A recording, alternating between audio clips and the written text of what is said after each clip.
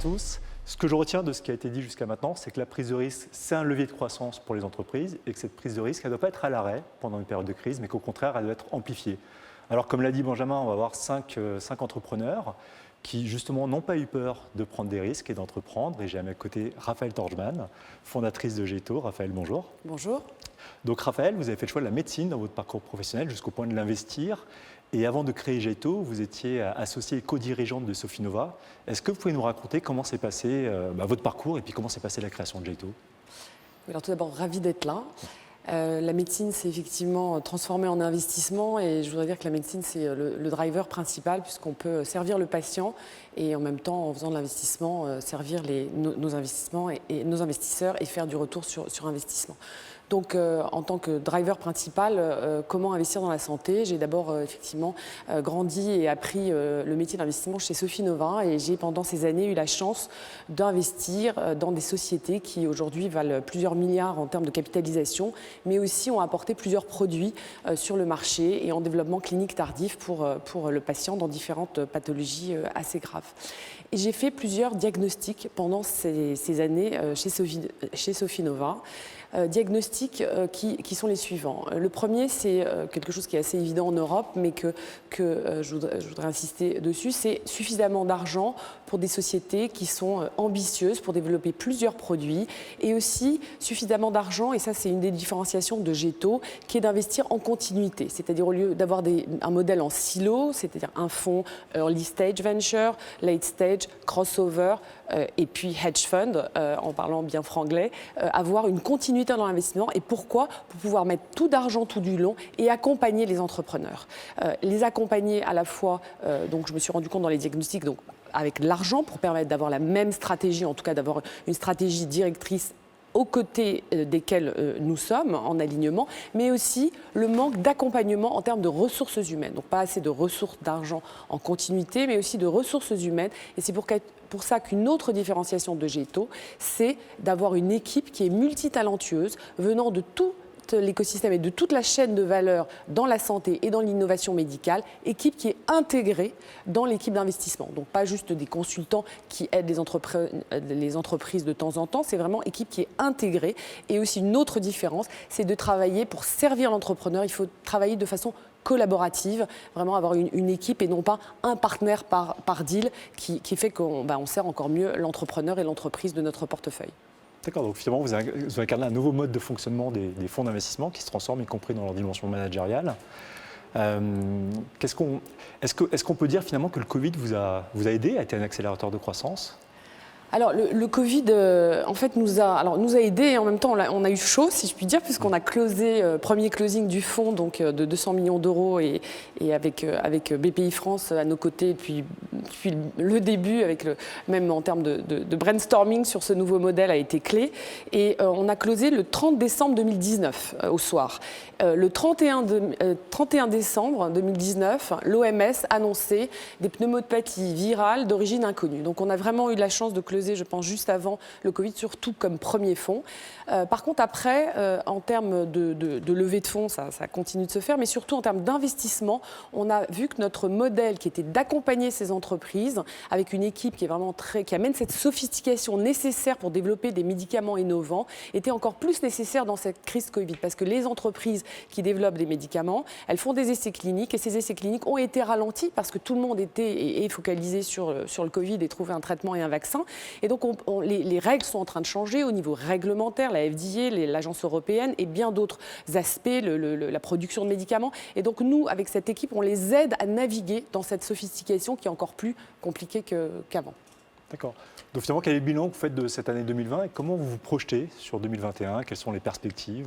Alors, avant de parler des perspectives, je voudrais revenir sur l'entrepreneur. Parce que vous avez parlé, vous avez présenté comme entrepreneur. J'avais été frappée en 2013 à la rencontre de BPI qui naissait, et en particulier avec Nicolas Dufour, qui parlait toujours d'entrepreneurs en parlant de nous, investisseurs. J'ai dit, mais pourquoi il parle d'entrepreneurs? On n'est pas des entrepreneurs.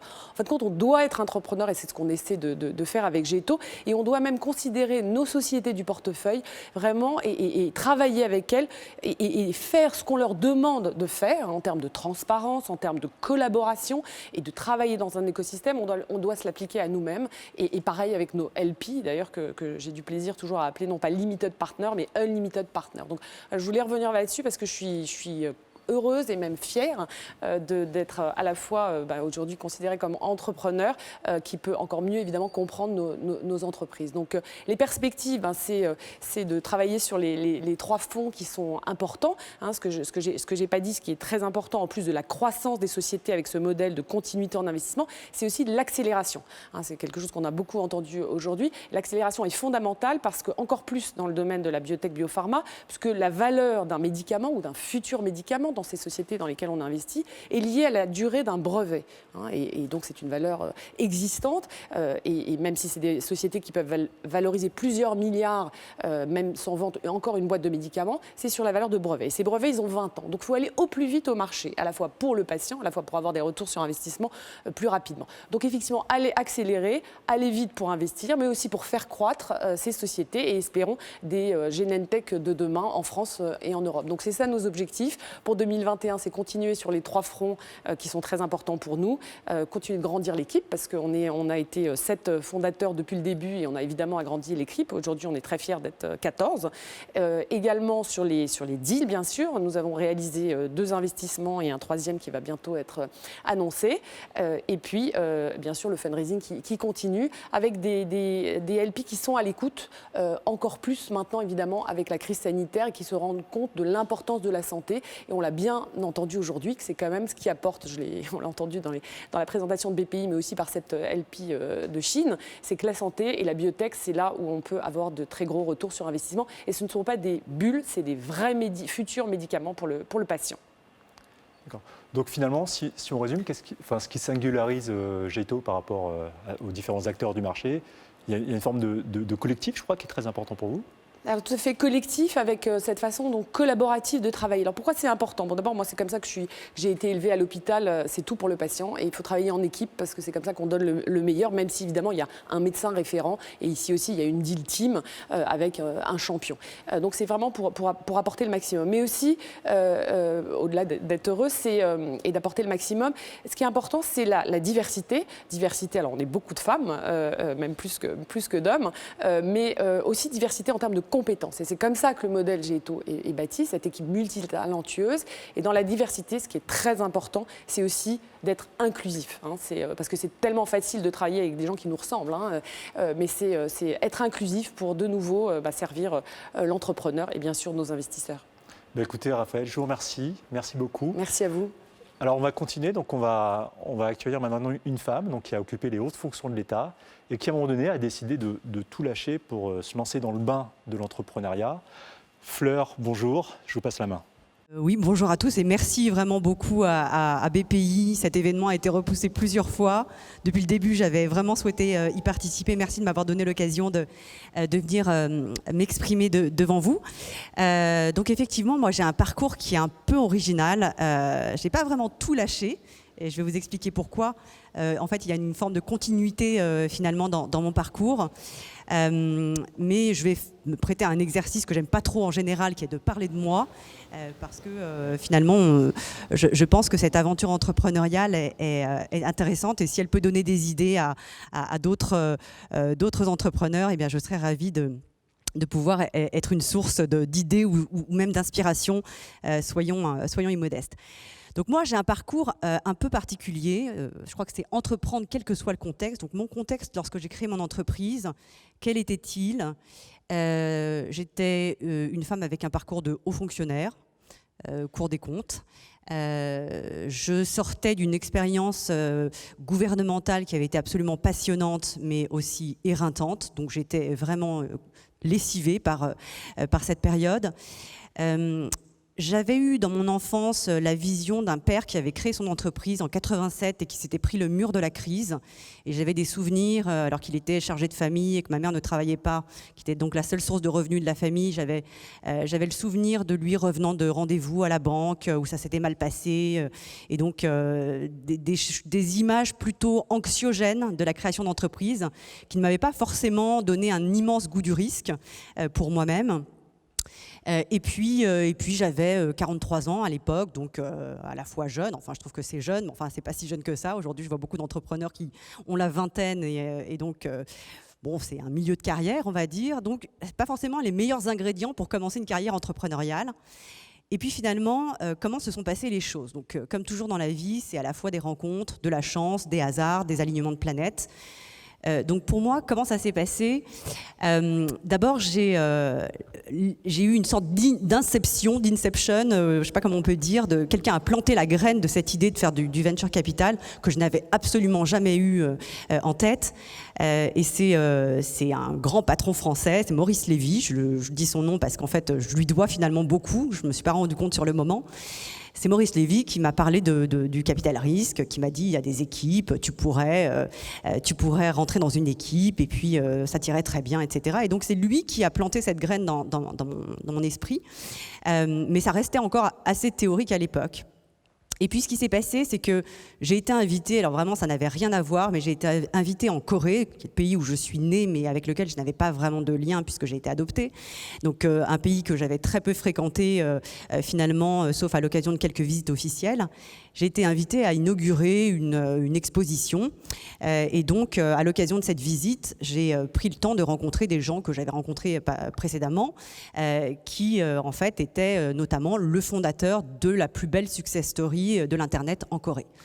Cette personne, donc Lee Hae-jin, est un entrepreneur absolument visionnaire qui a créé une entreprise qui s'appelle Naver, qui a créé cette entreprise en 99. Au départ, c'était un petit moteur de recherche. Finalement, ce petit moteur de recherche est devenu le moteur de recherche dominant en Corée, sans intervention des institutions ou de l'État, donc vraiment par sa seule pertinence. Et puis qui s'est développé ensuite à la manière d'autres plateformes du même type que je ne citerai pas, mais sur le shopping, sur les news, sur les paiements, etc., la régie publicitaire. Et qui donc a eu une croissance absolument phénoménale qui aujourd'hui fait de cette entreprise et de son groupe une entreprise qui a une valorisation boursière de 40-45 milliards et qui est cotée à Séoul, Tokyo et New York. 40 milliards, 45 milliards en 20 ans. C'est assez remarquable. Et honnêtement, quand j'étais ministre en charge du digital, c'était le type d'aventure entrepreneuriale dont je rêvais pour la France. Et je suis sûre que Nicolas et Benjamin rêvent aussi de ce genre d'aventure entrepreneuriale pour la France et pour l'Europe. Et donc, le fondateur de cette entreprise était un peu obsédé comme moi, parce que bien qu'étant sortie du gouvernement, j'avais encore gardé quelques marottes, était assez obsédé comme moi par deux choses. D'abord, les notions de souveraineté économique et de capacité des écosystèmes autres que l'écosystème américain ou chinois à créer des géants de l'Internet ou des géants de la tech. La capacité des écosystèmes autres que américains et chinois finalement à rentrer dans cette compétition et à aller disputer des parts de marché à ces géants de la tech. Et il était aussi obsédé par probablement une vision un peu innovante du capitalisme. C'est une entreprise, Naver, qui paye ses impôts là où elle fait des profits, qui rémunère les articles de presse quand elle les cite, donc qui a une éthique business qui est un peu différente d'autres acteurs. Donc on se rejoignait un peu sur l'envie de faire croître nos écosystèmes locaux en Asie et en Europe, et on se demandait un peu quelle était la martingale ou le secret pour faire ça. Et donc ce qui s'est passé, c'est qu'en fait en discutant, mais c'était une conversation vraiment tout à fait non business, en discutant finalement j'ai compris que cet entrepreneur s'intéressait à l'Europe parce qu'il avait vu tout ce qu'on avait fait sur la French Tech, il trouvait qu'il y avait des talents, qu'il y avait des entrepreneurs intéressants, il avait envie de s'acculturer un petit peu à notre écosystème et on s'est dit pourquoi est-ce qu'on ne crée pas une aventure entrepreneuriale qui nous permettra de réaliser notre rêve, c'est-à-dire aider les champions européens et asiatiques à éclore, à grossir. Et peut-être en exploitant des synergies entre nos écosystèmes, entre nos pays, peut-être qu'on aidera ces entrepreneurs à croître davantage et à se faire une place dans la compétition internationale. Donc au départ, c'est parti de cette ambition qui était quasiment une ambition politique, et donc c'est pour ça que je disais tout à l'heure qu'il y avait une forme de continuité, et on s'est dit bon bah bingo, allons-y, et je peux vous assurer que je suis en levée de fonds actuellement, et là c'était la levée de fonds la plus rapide de l'histoire je pense, et je mesure aujourd'hui avec le recul à quel point finalement cet acte de foi de cet entrepreneur coréen, il y a assez peu d'investissements directs étrangers coréens en France finalement, à quel point cet acte de foi dans l'écosystème tech français était en tout point remarquable. Et donc l'aventure est partie comme ça. Moi je suis rentrée, j'ai pris l'avion du retour, j'avais pas d'entreprise, j'avais pas d'associés, j'avais rien, j'avais pas de locaux, j'étais dans ma cuisine, et puis finalement l'aventure est partie comme ça, avec ensuite une formidable équipe qui a pu me rejoindre.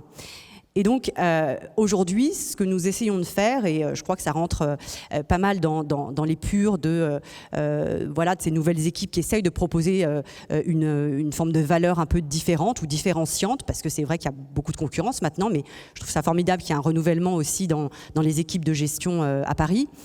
Nous, ce qu'on essaye de faire, c'est qu'on essaye donc d'identifier des entreprises françaises en majorité, mais européennes aussi, on est vraiment pan-européens, qui ont un potentiel de champion régional, voire mondial, et on essaye de les aider à se déployer ou à se développer en Asie. Qu'est-ce que ça veut dire, se déployer ou se développer? Ça veut dire trouver des débouchés, trouver des investisseurs, peut-être trouver des technologies, parce que notre partenaire Naver fait énormément de R&D et est prêt à mettre sa technologie au service des entreprises de notre portefeuille pour les aider à croître. Donc on essaie d'identifier des entreprises qui présentent ces caractéristiques, qui ont un intérêt pour l'Asie, qui n'est pas forcément exclusif évidemment d'un développement dans d'autres géographies. Et donc on est très hands-on auprès des entrepreneurs pour les aider à identifier des partenaires ou des clients en Asie. Donc ça c'est l'aspect, la dimension synergie avec l'Asie, qui je crois est assez originale, même si Cathay fait la même chose avec la Chine. On est très proche d'ailleurs de Cathay. L'autre chose qu'on a voulu faire, c'est que comme on était une équipe jeune et qu'on avait besoin de se constituer un réseau et qu'on souhaitait vraiment être pan-européen, on a décidé de se créer un réseau européen en investissant aussi dans des fonds, en mettant des petits tickets dans des fonds européens. Et donc, on a souhaité pouvoir faire une toute petite poche de fonds afin de pouvoir accélérer la création de notre réseau. Donc, on avait une stratégie un peu hybride, même si on est des investisseurs directs, qui nous a permis de nous constituer un réseau dans des géographies qu'on connaissait mal, la Scandinavie, les pays de l'Est, les pays nordiques, les pays baltes. Et donc, ça nous a permis très rapidement de devenir vraiment pan-européens. Et puis, la troisième caractéristique qui nous différencie, je crois, par rapport à d'autres fonds, sans jugement de valeur, bien entendu, en toute humilité, c'est qu'on a des profils, du fait du mien déjà, qui sont assez originaux et qui présentent une palette de compétences, du coup, assez diversifiée. L'aspect réglementaire, affaires gouvernementales, relations avec les administrations, étant, je pense, assez intéressant pour un certain nombre d'entreprises qui ont des enjeux réglementaires. J'ai un associé, Antoine, qui est à Londres. On a un bureau à Londres et un bureau à Séoul. Donc à Londres, Antoine, qui était mon camarade en prépa HEC, donc ça ne nous rajeunit pas, mais c'est une histoire très ancienne. Lui a fait beaucoup de banques d'affaires et donc c'est le deal maker. Il est parfait pour négocier les deals, mais aussi réfléchir d'ores et déjà aux options de financement ou de sortie de nos participations. Et puis Paul, qui lui a fait toute sa carrière dans le VC et qui est un entrepreneur de la tech au départ et donc qui, lui, est vraiment très expérimenté dans l'investissement. Donc je crois que nos trois profils se complètent très bien. On vient de recruter un quatrième partenaire qui est lui aussi à Londres et donc qui a également une forte expérience en growth dans un fonds anglais. Donc, voilà ce que nous avons construit jusqu'à présent avec Corelia. Et donc, nous essayons d'avoir de l'ambition, d'essayer de faire croître cette aventure entrepreneuriale. Je ne sais pas encore exactement si ça prendra la forme d'une plateforme ou si on va essayer de faire croître d'abord nos actifs sous gestion en gardant ce même positionnement. Je suis, moi, très, très, très fière de voir que finalement, dans cette génération de fonds, Raphaël parlait de son fonds à l'instant, il y a aussi plein de femmes, je trouve, qui viennent de créer leur entreprise. Donc, je trouve formidable qu'il y ait ce renouvellement dans les équipes de gestion à Paris. Et moi, ce que je retiens de mon parcours, qui est un peu bizarre, parce que finalement, après un parcours dans la fonction publique, finalement, c'était pas totalement prédestiné à faire ce métier. Ce que je retiens, c'est que il y a un moment où je pense que j'ai eu un peu d'inconscience, peut-être face au pas de côté que j'étais en train d'accomplir. Je l'ai fait à un âge où c'était pas forcément facile de le faire. Je pense qu'il faut, par moment, peut-être se libérer d'un certain nombre d'inhibitions qu'on peut avoir, qui sont acquises ou qui sont liées à des souvenirs d'enfants, à des craintes personnelles. Je suis assez heureuse aujourd'hui, finalement, d'avoir été à un moment un peu, pas forcément dans ma zone de confort, mais d'avoir pris ce risque de l'entrepreneuriat. Alors que finalement, je pense que j'étais un peu conditionnée pour avoir plutôt peur. Et la manière pour moi de boucler cette boucle, c'est que lorsque j'étais en charge du digital et de l'entrepreneuriat dans la fonction publique et au gouvernement, j'ai vraiment essayé de travailler sur cette notion de peur de l'échec, de prise de risque, parce que c'est vrai qu'en France, je trouve qu'on a un vrai problème avec la prise de risque, que l'échec est mal vu, que on est un peu marqué par un échec entrepreneurial. Donc j'ai beaucoup travaillé sur ce sujet qui n'est pas évident parce qu'on ne peut pas légiférer dessus, on ne peut pas décréter que les choses vont changer. C'est une question de culture, d'habitus, d'éducation. Et donc finalement, je suis assez contente d'avoir d'une certaine façon démontré qu'on pouvait essayer de sauter par-dessus des barrières qui nous paraissent insurmontables. Donc voilà, désolée, c'était un petit peu de l'autopromotion, mais je suis très fière de voir que l'écosystème français se développe. Je regardais les chiffres tout à l'heure de la présentation de la BPI, je trouve ça formidable, ce qui a été accompli en une dizaine d'années. Je trouve que la France a un écosystème formidable, qu'on a des entrepreneurs formidables, et donc voilà, je suis ravie d'être parmi vous aujourd'hui et de pouvoir célébrer avec vous ce succès et de penser à l'avenir. Merci. Fleur, merci. Donc maintenant, on va traverser l'Atlantique avec Harley Miller. Donc Harley Miller qui ne peut pas être présent parmi nous, mais qui a enregistré une vidéo de son intervention. Pour le présenter, donc c'est quelqu'un qui est très dynamique, puisqu'à 34 ans, il a déjà créé 2 startups. Il a passé 10 ans chez Insight et il a récemment fondé sa société de gestion, Left Lane Capital. Donc c'est parti, on regarde la vidéo ensemble. Hi there, everyone. My name is Harley Miller. I'm the founder and managing partner of Left Lane Capital, based in New York City. And we are a growth equity technology investor focused exclusively on internet consumer technology in the Western markets, predominantly speaking. I wanted to take the opportunity today to give you a sense of my journey, my evolution in this industry, and ultimately what led me to go out on my own to form Left Lane with my partners. So my story starts, I've been a career venture capitalist, which I think is an increasingly rare thing, and definitely was a more rare thing when I was coming out of university. So I graduated from the Wharton School of Business in Philadelphia at the University of Pennsylvania in 2011. And my venture career started at Insight Partners a decade ago in 2010, where I started as an analyst and kind of climbed up the ranks, if you will. Growing up at a firm like Insight, which is, I think, truly the most highly regarded place that one could ever start their career in this industry, was a huge blessing. I think they really pioneered the concept of a few things: outbound sourcing, having an institutionalized analyst program where you hire talented, ambitious young men and women directly out of university and kind of breed them to be career venture capitalists. And so I grew up like that. This was always, in my eyes, a foregone conclusion that would leave and start a fund and a franchise one day. And the way that I always valued and truly admired the specialization and focus that I think Insight really championed and pioneered around the enterprise software asset class, specifically enterprise software SaaS investing, I felt there was an opportunity to cultivate a similar level of domain authority and build an institution that was really known for something. I think consumer and internet technology tends to be a bit of an afterthought for most funds. Most funds are sort of generalists, or they are, much like my previous employer, enterprise software focused. And so that was the ambition, it was the goal, to be the foremost thought leader in this kind of burgeoning internet consumer technology space. There's been many sort of incarnations of internet consumer stemming back in more of the internet consumer web 1.0 that were challenging. I don't think that the market was ready for those types of solutions. And I think that that has scared a lot of institutional funds that have more focused on enterprise away from the consumer sector. And it felt like every time we talked with founders, they were really appreciative of our level of understanding, the way we could break down their businesses and analyze them, and asking very specific questions, having the relevant benchmarks, and really kind of speaking their language, if you will. It felt like there was a real shortage of institutional knowledge around the consumer technology asset class within our broader peer group. And I think that was always the motivation and continues to be the motivation around Left Lane. And so officially we left last year at the end of the summer and started fundraising after the summer is over.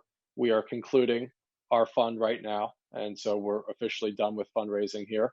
As we think about the future for Left Lane, to us, it's really being known for something and defining something. I think we want to be regarded as the most formidable internet consumer technology investor when entrepreneurs and their earlier stage investors think about who do we want to have on our cap table and who do we want to have as a partner. We want Left Lane to be top of mind. I think that has shined through over the track record over the last decade and the first handful of investments that we've made thus far in our first fund. I think one approach that we will always do is we will continue to have a very strong outbound sourcing motion. We do not wait for deals to come to us. We proactively go out there and try to find opportunities that are maybe not explicitly fundraising. And I think that level of proactivity is key because deals aren't just going to come to you, or by the time they come to you, a lot of different people are looking at them. We pride ourselves on comprehension and speed of diligence, right? And those two things do not need to be a trade-off. We're somewhat disheartened with the state of our industry at this point around the diligence, frankly, or lack thereof, of analytical rigor that goes into a process before someone's going to ultimately partner and write a check. We pride ourselves on extremely deep diligence, right? And usually that is something that we can accomplish in a very fast, expedited time frame. It does not require dozens of back and forth cuts or distractions through entrepreneurs or founders or operators. I think we're able to do that in a far more graceful way. At the end of the day, credit is better given than taken. And so I'd rather our entrepreneurs speak to our behalf on that. And I think we want to be viewed as ad hoc part-time co-founders and a real thought partner and sounding board for entrepreneurs. And we really care about our reputation and that ecosystem. And so it's not just the entrepreneurs that we're privileged enough to work with, it's all the entrepreneurs that we speak with. So much of this industry right now is having conversations and then venture capitalists fade into the background and never provide feedback. I think we always try to nurture our network. If it's not a fit for us because it's too early or it's outside of our scope, we try to proactively pass those deals along to our partner VC network, which is not a half a dozen or a dozen firms. It's hundreds of firms across every ecosystem, from Vancouver to Vienna, Austria to Israel, and everything in between. And I think we fundamentally believe in the values of reciprocity in this concept of paying it forward, and that will ultimately be fruitful and lucrative for us in the future. We want to build an institution where our associates can someday become partners, where this is a single source and stop for someone in their professional ambitions in their career. We don't believe fundamentally in a 2-year up and out program for our junior people or our mid-level people. We want to cultivate them professionally and allow for that upward mobility in building their careers. And last but not least, we want to make a mark. We're privileged enough to work with bright-eyed entrepreneurs who are transforming their industries or taking an industry that's been historically offline to online or fundamentally disrupting it. And that's ultimately what gets us excited to come to work every day. And for us, I think our professional ambitions is synonymous with our personal ambitions. This is not a job, better said. To us, this is our way of life and our purpose. And I think when you have that, it makes working 14, 15-hour days not feel like a burden, but an opportunity. And we want to indoctrinate that culture into the Left Lane ethos and philosophy. And the fund sizes will continue to grow. We have no doubt about that, but we want to stay core to what we are. We are not pre-IPO or late stage investors. I think we we characterize ourselves on being at the juxtaposition of venture capital and growth equity. And so we try to go as early as we can while being responsible, making sure we're always investing on the right side of product market fit, companies that have real traction. And even as our fund sizes very likely will grow in subsequent vintages, it's never departing from that core mission. Maybe it's doing more of it. Maybe it's being able to position build and continue to back your winners longer. But it's never pretending to be something that we are not. And that's ultimately where we get most excited, where we think we're most relevant and can have the largest impact is at that sort of inflection point for companies. And so it's the early days for Left Lane here, but we have high hopes and ambitions for what we're going to achieve. And while it's been a very challenging year for the industry in many ways, it's been eye-opening. And I think it's forced us to get really smart about our approach. And we feel very confident in our abilities to navigate the marketplace in the years forthcoming and to ultimately build an institution that can withstand the test of time and that will have longevity, frankly, even above and beyond my being there or the other partners. I expect to work for the next several decades, don't get me wrong, but ultimately want to do something and build something that's formidable, that withstands the test of time, and that will leave a mark on this industry. Thank you so much for your time and for the BPI network and their constituents for the support. And it's an honor and a pleasure. Alors, on a vu des dirigeants de sociétés de gestion et on va voir maintenant des dirigeants dans le domaine de la santé et qui ont comme autre point commun d'avoir pu être entrepreneurs grâce à des fonds d'investissement. Donc Anaïs, vous êtes une jeune start-upeuse. Vous avez créé donc Damé Médical, qui est spécialisée dans les diagnostics de cancer de la peau. Jacques, vous êtes président d'une belle PME, BCF Life Sciences, qui produit des acides aminés pour la pharma et pour la nutrition. Alors Jacques, vous étiez auparavant, vous occupiez des fonctions, la responsabilité dans un grand groupe, et puis vous avez décidé à un moment donné avec un associé de partir en quête d'une entreprise à racheter. Est-ce que vous pouvez nous raconter cette démarche qui a été longue, mais sur laquelle vous avez fait preuve de persévérance? Alors moi je l'ai fait à 45 ans, donc il n'est pas interdit de le faire plus tôt. Hein. Anaïs en est un parfait exemple. En fait, oui, on était au bord d'une très belle entreprise française avec mon associé Renaud, et on a décidé de quitter l'entreprise ensemble le même jour. Et on n'est évidemment pas parti fâché avec l'entreprise en question, pour avoir notre entreprise. Donc on a lâché les deux mains et on a fait le parcours de candidat à la reprise, où vous avez votre SAS, c'est vous, hein. Il faut aller convaincre. On a cherché une entreprise pendant 14 mois. On a fait, je pense, plus de 400 rendez-vous en 14 mois. On a regardé 15 dossiers. On a perdu un dossier en finale. Et puis finalement, on a repris BCF Life Sciences, dont on a acquis la majorité depuis 2 ans. Et c'est le fonds MBO & Co qui nous accompagne maintenant. D'accord. Alors que, comme le disait Jacques, vous, Anaïs, par contre, ça s'est fait très vite. Donc vous êtes tombé très tôt dans l'entrepreneuriat. C'était une évidence tout de suite? Oui, ça a été un peu une évidence. C'est quelque chose que je cherchais au cours de mes études d'ingénieur puis de commerce. Et j'ai eu l'occasion de rencontrer en 2013 un chercheur.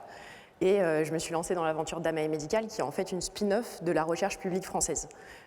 Plus spécifiquement d'un laboratoire qui s'appelle le laboratoire Charles Fabry de Palaiseau, qui est une unité mixte de recherche entre l'Institut d'optique, l'Université Paris-Saclay et le CNRS. Et donc, depuis 6 ans maintenant, on a passé beaucoup de succès, à la fois techniques et cliniques. En 2017, on a eu la chance d'accueillir au capital les fonds de Kurma Partners, de Paris-Saclay Seed Fund et Idinvest.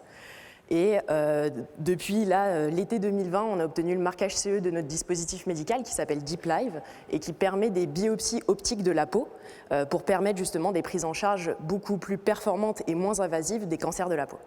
D'accord. Et justement, vous évoquez des fonds d'investissement avec lesquels vous êtes en contact, partenaires. Comment s'est fait cette mise en contact? Est-ce que pour vous, ça a aussi été tout de suite un réflexe ou est-ce que ça fait l'objet d'une réflexion? Racontez-nous.